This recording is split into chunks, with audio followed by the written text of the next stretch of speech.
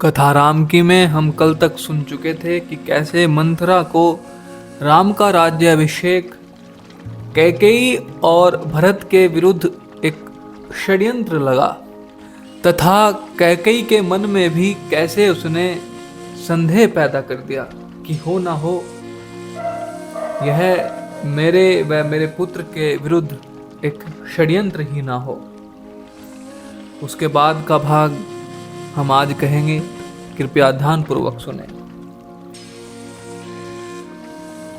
कैकेयी का चेहरा तमतमाया हुआ था। उन्हें मंथरा की बात ठीक लगी। उनके मन में एक प्रश्न अब भी था, यह बात दशरथ से कैसे कहे, उन्हें रनिवास बुलवाए या प्रतीक्षा करे। मंथरा ने कैकेयी के मन की बात भांप ली। उसने कहा, तुम मैले कपड़े पहनकर कोप भवन में चली जाओ। महाराज दशरथ आए तो उनकी ओर मत देखो, बात मत करो। तुम उनकी प्रिय रानी हो, तुम्हारा दुख देख नहीं पाएंगे। बस उसी समय तुम उन्हें पिछली बात याद दिलाना, दोनों वचन मांग लेना। हाँ मंथरा, मैं ऐसा ही करूंगी।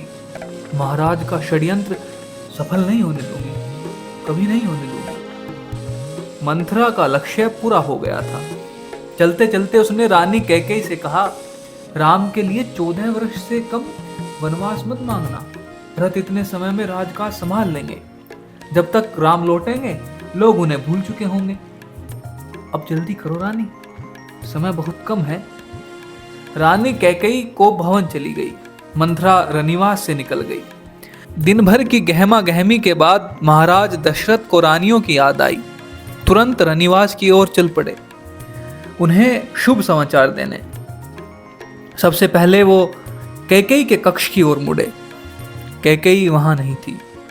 प्रतिहारी से पूछा, पता चला कि वे कोप भवन में हैं। दशरथ को चिंता हुई। कैकेयी कोप भवन में, परंतु क्यों? क्या इसलिए कि उन्हें अब तक सूचना नहीं मिली? मैं उसे अवश्य मना लूंगा, दशरथ ने सोचा। दशरथ को भवन का दृश्य देखकर हैरान हो गए। उन्हें कुछ समझ में नहीं आया। कैकेयी जमीन पर लेटी हुई थी, बाल बिखरे हुए, गहने कक्ष में बिखरे हुए, कपड़े मैले। तुम्हें क्या दुख है? क्या हुआ तुम्हें? मुझे बताओ। अस्वस्थ हो? राजवैद्य को बुलाऊं? दशरथ ने कई सवाल पूछे, परंतु उधर से कोई उत्तर नहीं मिला। कैकेयी केवल रोती रही।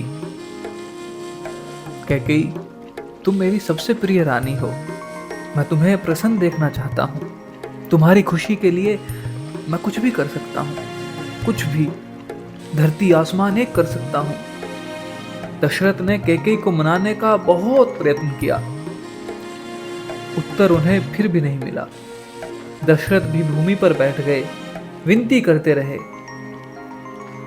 हाँ, मैं बीमार हूं, कैकेयी ने कहा।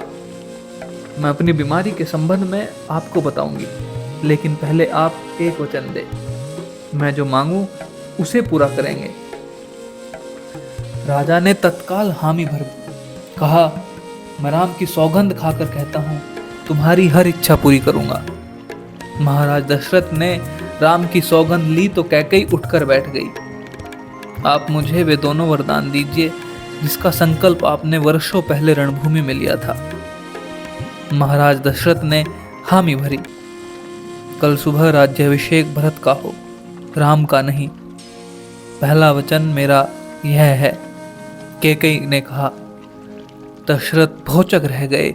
उन पर वज्रपात सा हुआ। थोड़ा रुककर कैकेयी बोली, राम को 14 वर्ष का वनवास हो। दशरथ का चेहरा सफेद पड़ गया, अवाक रह गए, सिर चकराने लगा। वे मूर्छित होकर गिर पड़े। कुछ देर में राजा को होश आया।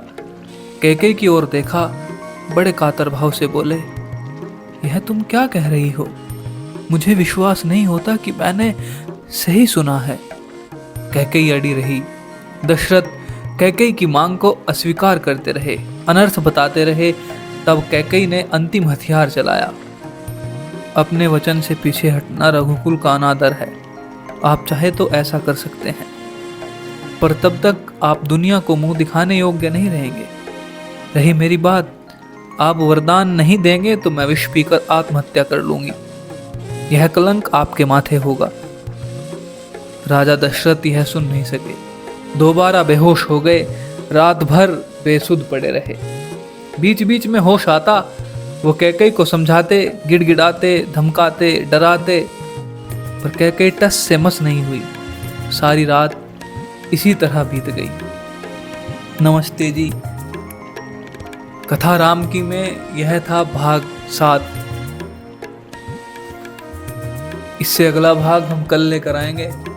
अगर हमारा यह प्रयास आपको अच्छा लग रहा है तो चैनल को सब्सक्राइब अवश्य करें तथा वीडियो को शेयर कर सकते हैं। धन्यवाद।